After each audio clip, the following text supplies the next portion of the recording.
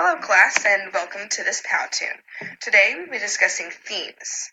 So as we scroll down to the table of contents, we can see that we'll be discussing the assignment that we'll be doing in class tomorrow, just so that you can think of it while we're working.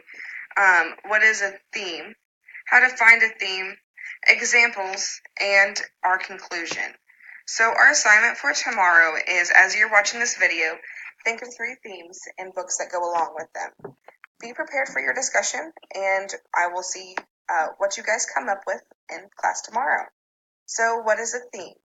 A theme is a central idea that is limited to one word that appears in a literary work that is usually based off of a book or other types of stories.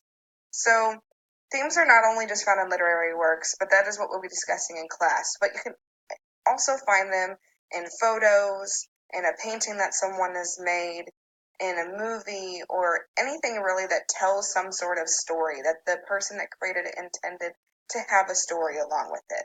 So some of these examples of themes are survival, optimism, death, and peace.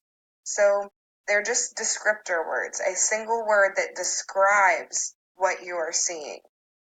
So then how do you find a theme in a story? Well, a theme is rarely stated directly, but is normally revealed by the way that the characters change throughout their story. So, what conflicts takes place, statements that are made by narrators or characters are very important to watch and see what themes that you can draw from it. Sometimes there is multiple themes within a story, but normally there is one that is overarching all of them. And these themes normally is what the author intended to be writing their story about. So it should be very clear what the theme is throughout whatever you're reading or watching or consuming. So some good examples of themes are, like we had mentioned earlier, death, survival, and loyalty. So for death, I think a good example is Harry Potter, the book Looking for Alaska, and 13 Reasons Why. Of course, there are multiple different other books that go along with that, or movies. But these are just some, I think, very clearly stated ones.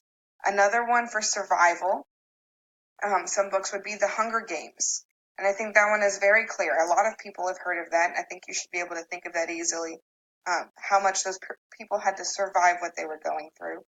And another book would be Number the Stars.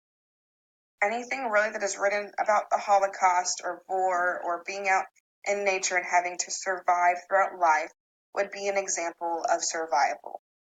And then another theme would be loyalty.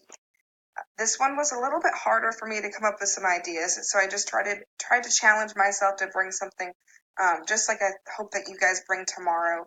So a good example would be Divergent or Cinder. So hopefully those are something that you can relate to, at least something on the list you can know something about, so you can have some good ideas of what examples can be. So for our conclusion, I just want to recap that a theme is one word.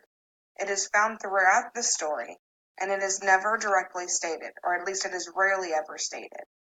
So with that, I hope that you guys can understand more of what a theme is, and that tomorrow you can bring back some examples for us to discuss in class. Thank you for watching this